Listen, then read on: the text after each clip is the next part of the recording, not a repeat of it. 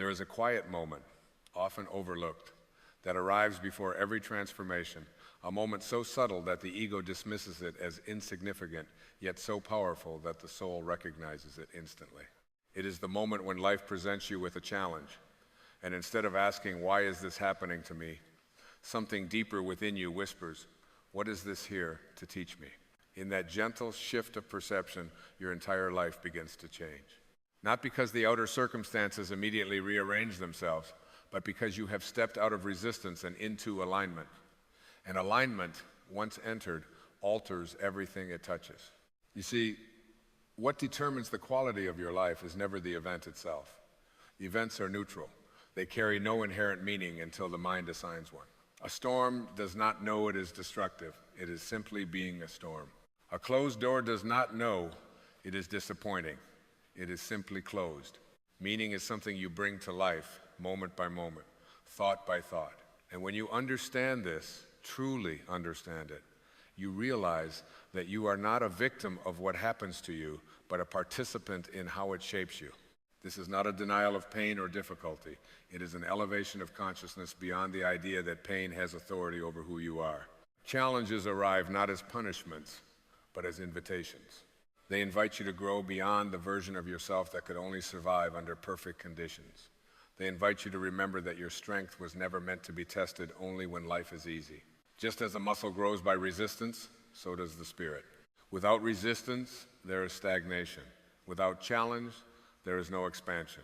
The seed does not curse the darkness of the soil, it uses it.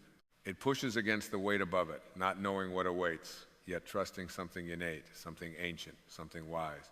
And one day, it emerges into the light, not despite the pressure, but because of it. So often, the mind rebels against difficulty. It says, "This should not be happening. I did everything right. I followed the rules. I was good. I was careful." And yet life does not respond to entitlement. Life responds to consciousness. The universe is not interested in fairness as the ego defines it. It is interested in awakening. When you cling to the idea that life owes you comfort, you miss the deeper truth that life is offering you growth. And growth, while infinitely loving, is rarely convenient. The ego wants guarantees. It wants to know the outcome before it takes the step. It wants assurance that there will be no loss, no discomfort, no embarrassment. But the soul speaks a different language. The soul does not ask for guarantees. It asks for trust. Trust that there is an intelligence moving through you and around you that knows far more than your limited perceptions can grasp. Trust that even when the path bends sharply, it is still leading you somewhere meaningful. Trust that the detours are not mistakes, but refinements. When you face a challenge, notice what arises within you. Is it fear, anger, self-pity, blame? These reactions are not enemies, they are indicators. They point to the places where you have been identifying with the ego instead of your true nature. The ego thrives on stories of victimhood because they keep it at the center of the narrative. This happened to me. They did this to me. Life is against me. But the soul does not need a villain. The soul seeks understanding. It asks, how can I grow from this? And in doing so, it transcends the story altogether. There is a profound freedom that comes when you realize that you are not your reactions. You are the awareness observing them. Anger may pass through you, but it is not you. Fear may visit, but it is not your identity. Discouragement may linger, but it does not define your destiny. When you identify with awareness instead of emotion, challenges lose their power to shrink you. They become experiences instead of verdicts. They become lessons instead of labels. Think of the times in your life when you were certain something had gone terribly wrong, only to look back years later and realize it redirected you towards something far greater. The relationship that ended, making room for deeper self-respect. The job you lost, opening the door to a calling you would never have pursued otherwise. The failure that humbled you, teaching you compassion and patience. At the time, the pain felt unbearable. But in retrospect, you can see that life was not abandoning you. It was reshaping you. This is why resistance prolongs suffering, while acceptance accelerates transformation. Acceptance does not mean approval. It does not mean pretending you like what happened. It means acknowledging reality without fighting it. And when you stop fighting what is, you free enormous energy that was previously trapped in resentment and regret. That energy becomes available for healing, creativity, and insight. It becomes fuel for your next evolution. Challenges are mirrors. They reflect back to you the beliefs you are ready to outgrow. If a situation repeatedly triggers feelings of unworthiness, it is revealing an old story asking to be released. If adversity brings up control issues, it is inviting you to surrender. If difficulty exposes impatience, it is calling forth trust. Nothing arrives randomly. Everything that shows up in your life is connected to your consciousness, not as punishment, but as feedback. And here's where the deepest shift occurs. When you stop asking, why is this happening to me? And begin asking, who am I being in response to this? You reclaim your power. You may not control the event, but you always control your attitude. You always choose the lens through which you view your experience. And that choice determines whether the challenge becomes a wall or a doorway. Your response is the alchemy. Two people can face the same hardship, yet emerge entirely different. One becomes bitter, closed, hardened. The other becomes wiser, softer, more compassionate. The difference is not in the circumstance. It is in the consciousness brought to it. This is why life does not shape you nearly as much as the meaning you assign to life. Meaning is your creative act. When you respond with presence instead of panic, curiosity instead of condemnation, humility instead of resistance, something remarkable happens. The challenge begins to teach you. Insights arise spontaneously. Solutions appear where there were none. Support shows up in unexpected forms, not because the universe suddenly decided to help you, but because you finally aligned with the flow that was always there. There is an intelligence that runs through everything, an order beneath the apparent chaos. When you align your thoughts with trust instead of fear, you cooperate with that intelligence. When you choose growth over grievance, you harmonize with life itself. This is not passive surrender. It is conscious participation. It is the understanding that while you may not control the waves, you can learn to surf. Your life is not asking you to be perfect. It is asking you to be awake. Awake to the fact that your worth is not measured by how smooth your journey is, but by how authentically you meet it. Awake to the truth that you are not here to avoid challenges, but to use them as stepping stones toward a deeper realization of who you are. Awake to the knowing that the same force that spins galaxies is breathing you, guiding you, and gently nudging you toward your highest expression. As you begin to see challenges as teachers, your relationship with difficulty changes. You no longer greet it with dread, but with openness. You no longer collapse under its weight, but stand curious beneath it. You begin to ask, what strength is this calling forth? What illusion is this dissolving? What part of me is ready to awaken? And in those questions, you rise. Eventually, you realize that the real challenge was never the situation. It was the belief that you were separate from the intelligence of life. Once that belief dissolves, fear loosens its grip. You stop seeing yourself as a fragile entity trying to survive in a hostile world and start knowing yourself as an expression of a benevolent, purposeful universe. From that knowing, courage arises naturally. Compassion flows effortlessly. Peace becomes your default state, even when circumstances are uncertain. And so, you walk forward, not because you are certain of the outcome, but because you trust the process. You respond instead of react. You learn instead of resist. You grow instead of shrink. Challenges still come, as they always will, but now they recognize you as someone who listens, someone who evolves, someone who understands that every difficulty carries within it the seed of expansion. In the end, life is not asking you to escape hardship. It is inviting you to transcend it, not by denying pain, but by discovering the part of you that remains whole in its presence. That part is your true self, the observer, the creator, the calm center. And when you respond to life from that place, challenges cease to be obstacles. They become allies. They become stepping stones. And you walk them, one by one, into a life not defined by what happened to you, but by the wisdom you chose to embody in response to it. And as you continue walking this inner path, something subtle yet profound begins to take place. You notice that the space between what happens and how you respond starts to widen. Where there was once an automatic reaction, there is now a pause. And in that pause lives freedom. That pause is the doorway through which consciousness enters experience. It is where wisdom replaces habit, where love overrides fear, where choice dissolves compulsion. Most people live as though life is happening to them at full speed, without interruption, without room to breathe. But you begin to live differently. You begin to live deliberately. In that pause, you remember who you are. Not the name you were given, not the roles you play, not the collection of memories you carry like badges of honor or wounds of regret. You remember yourself as awareness itself, the silent witness behind every thought, the calm presence beneath every emotion. And from that place, challenges lose their urgency to define you. They become temporary waves on an infinite ocean. They may rise high, they may crash loudly, but they do not threaten the depth of what you truly are. This is the great secret that most people overlook. Life is not happening on the surface, it is happening in consciousness. When you try to fix everything at the level of form, you exhaust yourself. When you shift your awareness to the level of being, everything rearranges naturally.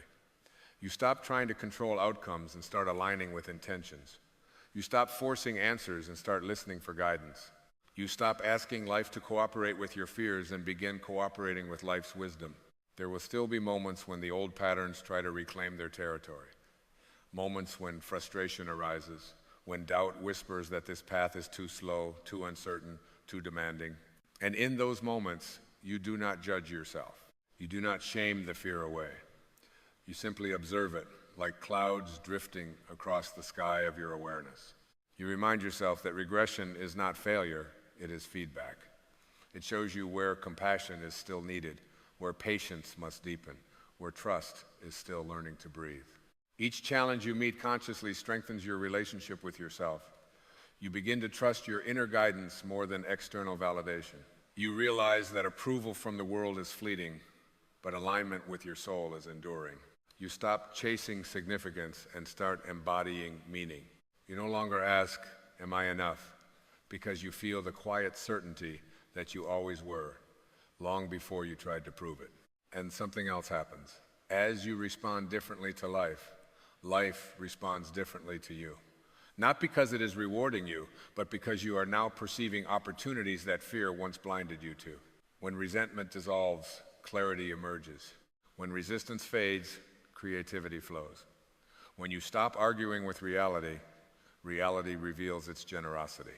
Doors that once seemed invisible begin to open, not because they were newly created, but because you finally noticed them. You realize that growth is not a destination, it is a way of traveling.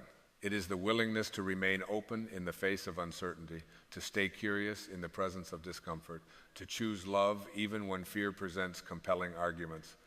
Growth is saying yes to the present moment, exactly as it is, while holding a vision of what is possible without clinging to how it must unfold. There is a profound humility in this way of living. You stop seeing yourself as the sole architect of your life and start recognizing yourself as a co-creator with something infinitely wiser. You take responsibility for your thoughts, your attitudes, your responses, while releasing the illusion that you must manage the entire universe. This balance between responsibility and surrender is where peace resides. As challenges continue to shape you, you begin to feel gratitude for them, not in a superficial way, but in a deep, grounded sense of reverence. You understand that every difficulty refined you, stripped away what was false, strengthened what was real. You see that the moments that broke your heart were also the moments that broke you open, and in that opening, more life flowed in. Eventually, you no longer measure success by the absence of problems, but by the presence of awareness. You no longer seek a life without obstacles, but a self that remains steady within them. You become less concerned with controlling the narrative and more devoted to living the truth. You trust that whatever unfolds next will bring exactly what is needed for your continued awakening. And so you move forward, not with bravado, not with blind optimism, but with a quiet confidence rooted in experience. You have seen what happens when you respond with fear, and you have felt the liberation that comes when you respond with consciousness. You know, now that the real work is not changing the world, but changing the way you meet it. And from that inner shift, the world inevitably transforms. This is the invitation life extends to you again and again, not to escape challenges, but to use them as sacred ground for awakening, to recognize that every moment, no matter how ordinary or difficult, is an opportunity to remember who you are, to respond from love instead of habit, to grow instead of retreat. And as you accept this invitation, you discover that life has never been against you. It has always been guiding you, patiently, persistently, toward the realization of your own infinite depth. You are not defined by what happened to you. You are revealed by how you respond. And in that response lies the power to turn every difficulty into a stepping stone, every obstacle into a teacher, every challenge into a gateway leading you home to yourself. And as this understanding settles into you, not as an idea but as a lived experience, you begin to sense a quiet rearranging taking place beneath the surface of your life. It is not dramatic at first. There are no trumpets, no sudden declarations from the world announcing that you have changed. Instead, there is a softness in how you breathe through difficulty. There is a steadiness in your eyes when uncertainty appears. There is a gentleness in how you speak to yourself when things do not go as planned. These are the true signs of transformation. They are subtle, yet unmistakable. You begin to notice that challenges no longer arrive with the same emotional violence. They still come, but they knock instead of crash through the door. And when they enter, they find a space that is no longer cluttered with old fears and rigid expectations. They find a presence that is listening rather than resisting. In that presence, the challenge cannot dominate you. It can only inform you. This is where wisdom deepens. You stop trying to extract happiness from conditions, from outcomes, from the approval of others. You realize that happiness has always been a byproduct of alignment, not achievement. It arises when your inner world is no longer at war with what is.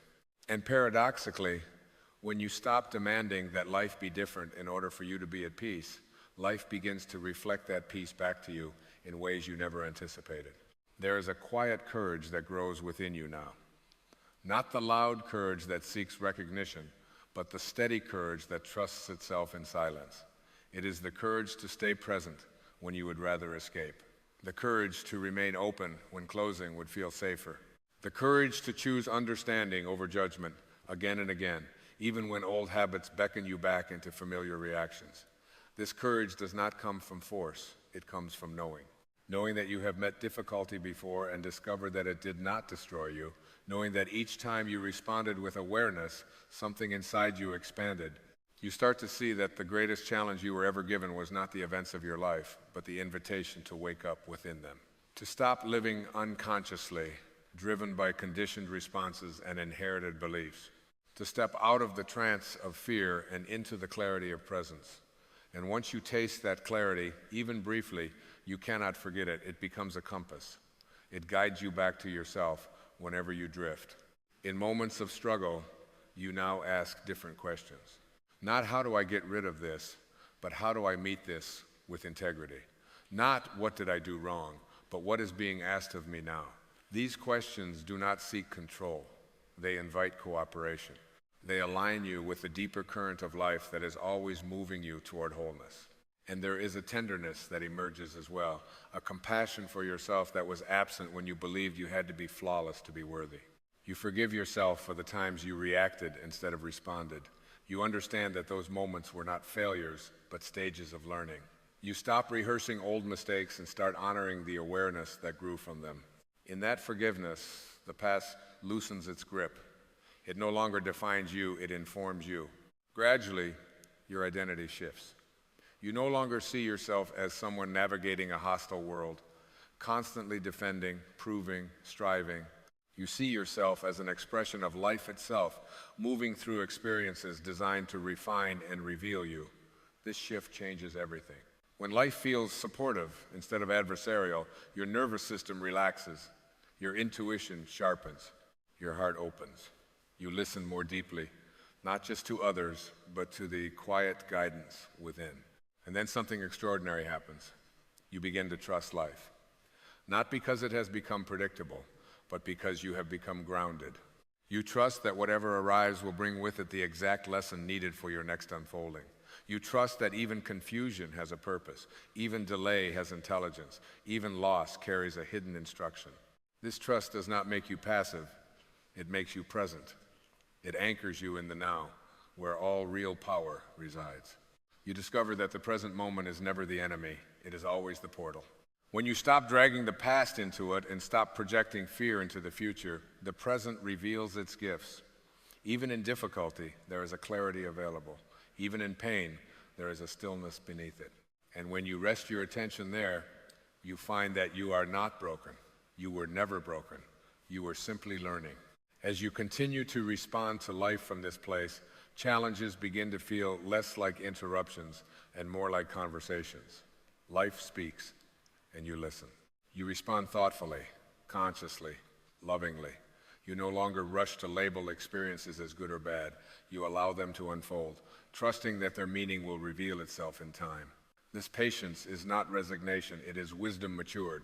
And slowly, almost imperceptibly, you realize that the very things you once feared have shaped your strength. The uncertainty that once terrified you taught you flexibility. The disappointment that once crushed you taught you resilience. The loss that once hollowed you out taught you depth. None of it was wasted. Nothing you have experienced has been meaningless. Every challenge has been part of an intricate design, sculpting you into someone capable of greater love, greater awareness, greater freedom. This is the ultimate liberation. Not a life without difficulty, but a self that is no longer diminished by it. A self that remains rooted in truth, even as circumstances change. A self that knows it is connected to something vast, intelligent, and benevolent. From this knowing, you move through the world with grace. You respond instead of react. You grow instead of resist. You become a living example of what it means to turn life's difficulties into stepping stones. And as you walk this path, you leave behind more than footprints. You leave behind a vibration. Others feel it in your presence. They sense your calm. They notice your steadiness. They are inspired not by what you say, but by who you are becoming. Without effort, without preaching, you remind them that they too have a choice, that they too can respond differently, that they too can grow. In this way, your challenges do more than transform you. They ripple outward. They become part of a larger awakening. And you realize, with a quiet smile, that nothing in your life was ever meant to defeat you, all meant to reveal you. And now, as this realization settles fully into your being, you sense a homecoming that does not depend on circumstances. It is a return to a truth that was never lost, only temporarily forgotten. You recognize that beneath every role you have played, beneath every struggle you have endured, beneath every fear that once convinced you of your smallness, there has always been a presence within you that remained untouched, whole, and quietly confident. That presence is not waiting for life to improve before it feels peace. It is peace itself. You understand now that life has never been asking you to become someone else. It has been inviting you to remember who you already are. The challenges were not detours from your path. They were the path. Each one gently, sometimes firmly, redirected you away from illusion and back toward truth. Each one asked you to loosen your grip on what you thought you needed to control and deepen your trust in what you were always meant to embody. There is a softness in this knowing, and also a strength that does not push, does not demand, does not resist, it simply allows. You move through your days with an inner alignment that no longer depends on external reassurance. When difficulties arise, you meet them with presence. When uncertainty appears, you greet it with curiosity. When fear whispers, you listen without obeying. You have learned that fear loses its authority the moment it is seen clearly. You no longer rush life. You no longer measure your worth by outcomes or compare your journey to another's. You understand that growth unfolds in its own rhythm, guided by an intelligence far wiser than impatience. You trust that every step is unfolding exactly as it must, not because everything is comfortable, but because everything is purposeful. And in this trust, something remarkable happens.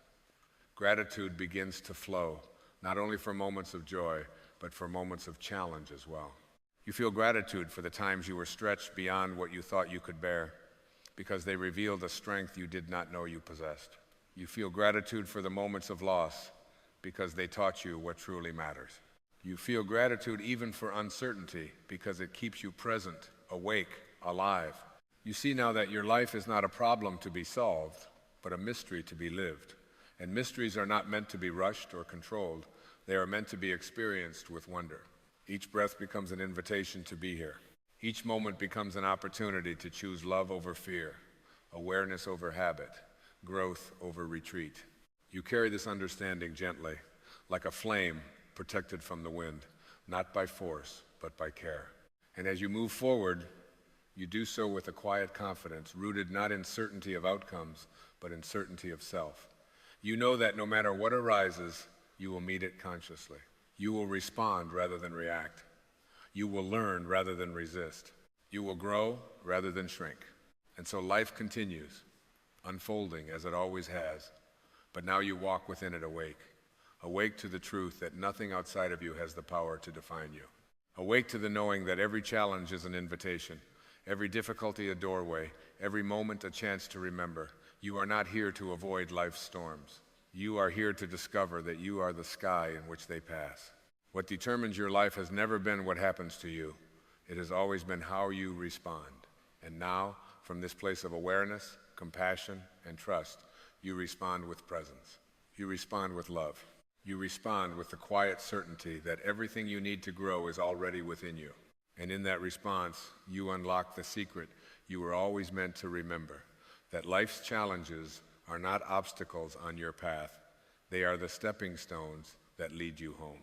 There is a quiet invitation being extended to you in every single moment of your life, an invitation so subtle that the mind often talks right over it, so gentle that it is drowned out by the constant commentary running through your head, yet so powerful that if you were to accept it even briefly, your entire experience of being alive would begin to transform. That invitation is not asking you to become someone new, not asking you to acquire more knowledge, not asking you to fix or improve yourself. It is simply inviting you to step out of the relentless habit of thinking and to rest, even for a moment, in the simple awareness of being. This is the freedom of not thinking, and it is not a rejection of intelligence or reason, but a return to the deeper intelligence that animates life itself.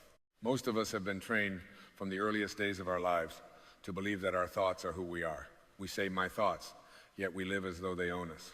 We assume that the voice in our head is the authority on reality, the narrator of truth, the manager of our worth, the judge of our past, and the predictor of our future.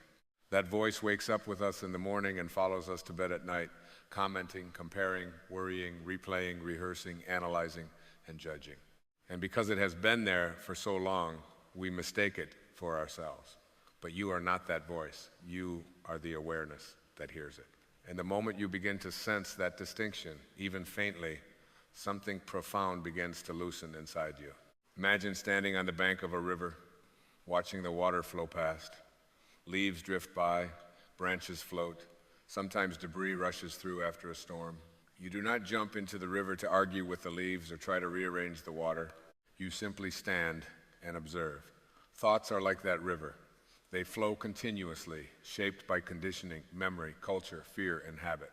The suffering begins not because thoughts appear, but because we leap into the river and allow ourselves to be carried away by every current. Freedom begins when you realize you can stand on the bank. You can watch a thought arise without obeying it, without believing it, without turning it into your identity. This realization is not an intellectual achievement. It is an experiential awakening. You cannot think your way out of thinking. You can only notice thinking. And in that noticing, a space opens. That space is not empty in a cold or lifeless way. It is alive, present, alert, and peaceful.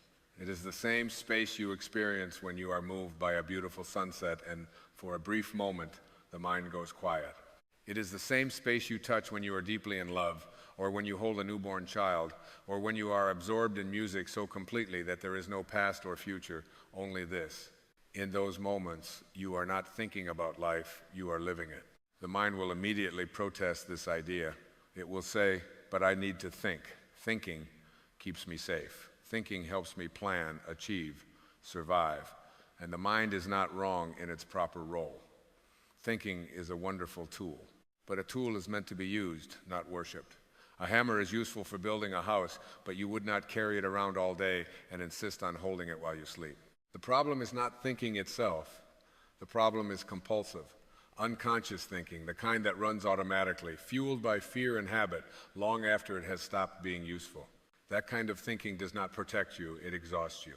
And see, there is a deep misunderstanding that without constant thinking, you would somehow become passive, dull, or ineffective. In truth, the opposite is the case. When you are not trapped in the noise of the mind, you become more responsive, more intuitive, more aligned with life. Action arising from presence is clear and powerful. It is not rushed, not reactive, not driven by the need to prove or defend. It flows. You may notice that your best ideas, your most creative insights, your most loving responses rarely come from frantic mental effort. They come in moments of stillness, in the shower, on a walk, just before sleep, when the mind relaxes its grip and something deeper speaks. This deeper intelligence does not shout, it whispers. It does not argue, it guides. It does not dwell in regret or anxiety. It lives in now, and now is the only place life ever happens. The past exists as memory, the future as imagination. But life is always happening here, in this breath, in this heartbeat, in this sensation of being alive. When your attention is constantly pulled into thoughts about what was or what might be, you miss the only moment that has the power to heal you. Presence is not something you achieve, it is something you remember. Notice how the mind loves to tell stories about you. Stories about what you should have done, what you failed at, what others think of you, what might go wrong, what you need to become before you are worthy of peace. These stories feel very convincing, especially when they are repeated over years. But they are still just stories. You were not born with them. A newborn does not lie awake at night worrying about being enough. A child does not need to be taught how to be present. It needs to be taught how to stop being present. The natural state is awareness, curiosity, aliveness. The layers of mental noise are learned, and what is learned can be unlearned. One of the most liberating insights you can have is this: you do not have to believe every thought you think. This simple realization can feel revolutionary. A thought arises, I'm not good enough.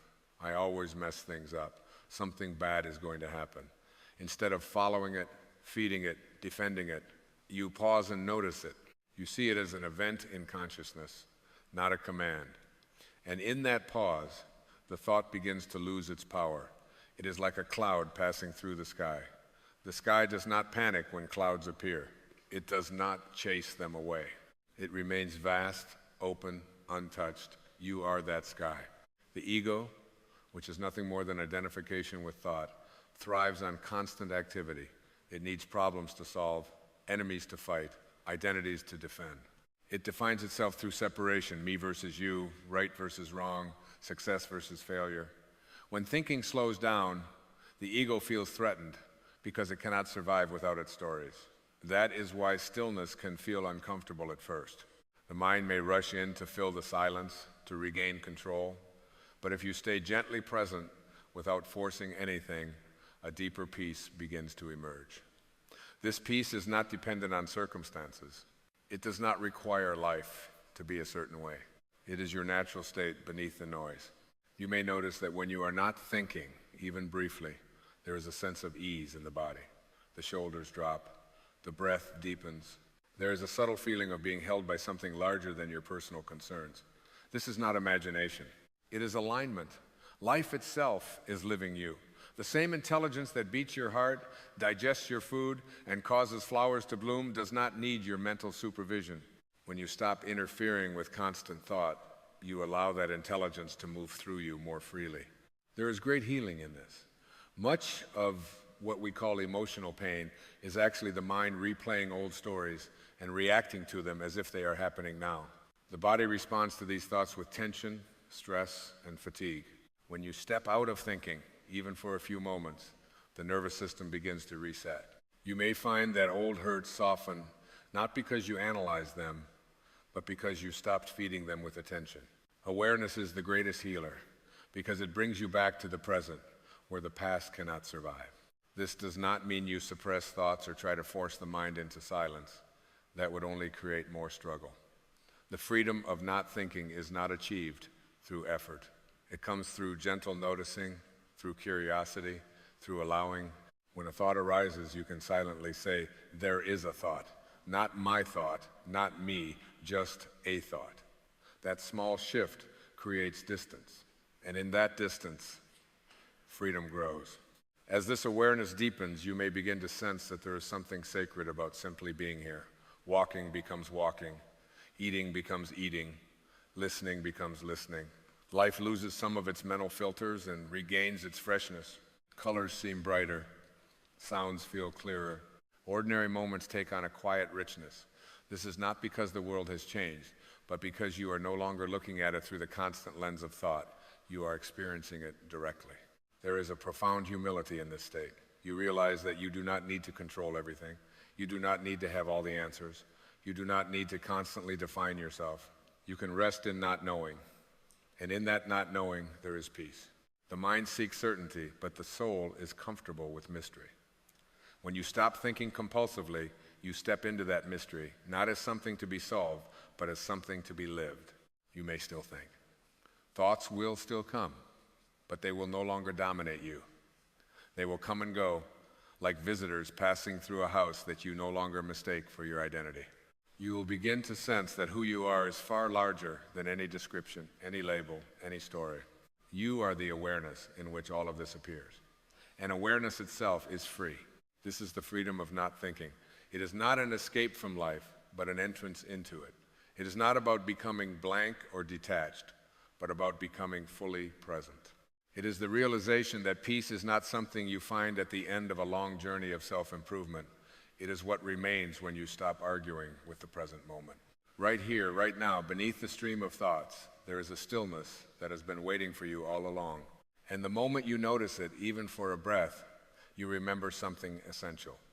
Life does not need to be figured out in order to be lived, and you do not need to think your way to freedom, because freedom is what you are when you stop thinking you are not. And as you remain here, resting in this gentle, noticing something even subtler begins to reveal itself, something that cannot be grasped by the mind because it exists prior to thought itself. You begin to sense that the silence beneath thinking is not empty. It is intelligent. It is loving. It is aware. It has always been here, quietly witnessing every joy and every sorrow, every success and every mistake, without judgment, without impatience. This presence has never abandoned you, not even in your darkest moments, even when your thoughts told you that you were alone, broken, or lost. Those were thoughts. This presence was still here, steady and unchanged. When the mind quiets even slightly, you may feel a softness arise in the heart, as though something long clenched is finally allowed to loosen. Many people carry an unconscious tension, a subtle resistance to life, born from the belief that they must constantly manage, control, and improve themselves in order to be okay. The freedom of not thinking gently dissolves this burden. You realize that you do not have to earn your right to be here. Existence itself is your invitation. The fact that you are breathing, sensing, aware is already enough. The mind often insists that peace will come later, after you fix yourself, after circumstances improve, after you understand everything. But peace does not live in the future. It lives beneath the noise of now, and now does not require your commentary. It does not ask for your approval. It simply is. When you stop mentally narrating your life, you step into direct contact with it. You feel the aliveness in your hands, the quiet rhythm of your breath, the subtle vibration of being. This aliveness does not need to be interpreted. It only needs to be felt. You may begin to notice how often thought pulls you away from this aliveness. A memory arises, and suddenly you are reliving an old conversation. An imagined future appears, and suddenly your body tightens as if it were already happening. The mind is very persuasive in this way. It turns imagination into apparent reality. But the moment you return to awareness, you see that the past is not here and the future is not here. Only sensations, sounds, and presence are here. And presence has no problem. This does not mean that challenges disappear or that life becomes free of difficulty. It means that difficulty is no longer multiplied by mental resistance. Pain may arise, but suffering is optional. Suffering is what happens when the mind insists that what is happening should not be happening. When you stop thinking in this way, pain is experienced as a movement of energy, not as a personal failure or injustice.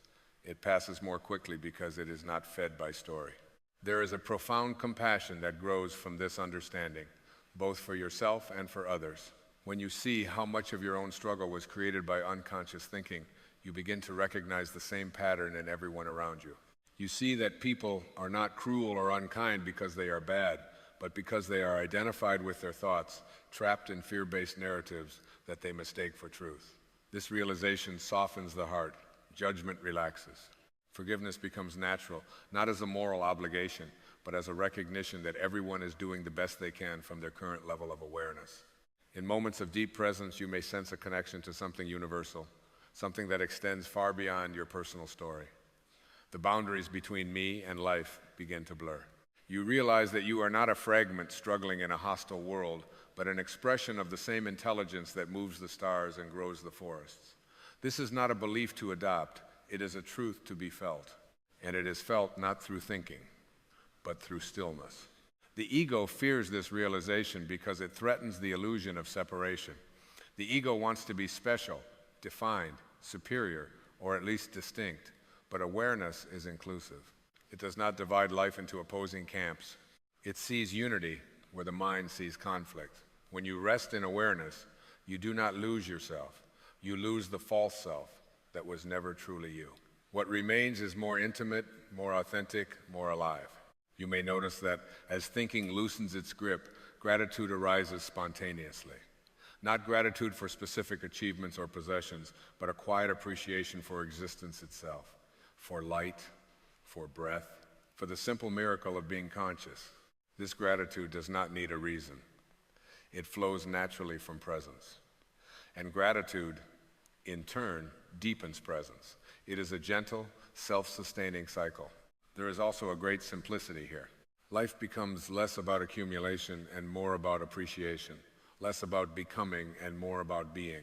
The mind is always asking, what's next? Awareness asks, what's here? And what is here is always enough. Not because your life is perfect, but because perfection is not required for peace. Peace comes from alignment, not from arrangement. As you live more from this space, you may find that your actions become more aligned with your deepest values. You listen more deeply. You speak more honestly. You act with less urgency and more clarity. This is not because you are trying to be a better person, but because presence naturally expresses itself through kindness, patience, and wisdom. When the noise of self-centered thinking quiets down, what remains is a natural inclination toward harmony. You may also find that fear begins to lose its authority. Fear is a thought-based emotion. It lives almost entirely in the future. When you are present, fear has nothing to hold on to. This does not mean you become reckless or naive. It means you respond to life from intelligence rather than from panic. You trust the unfolding more, not because you know how everything will turn out, but because you are no longer trying to control what cannot be controlled. The freedom of not thinking does not remove you from the world. It roots you more deeply in it.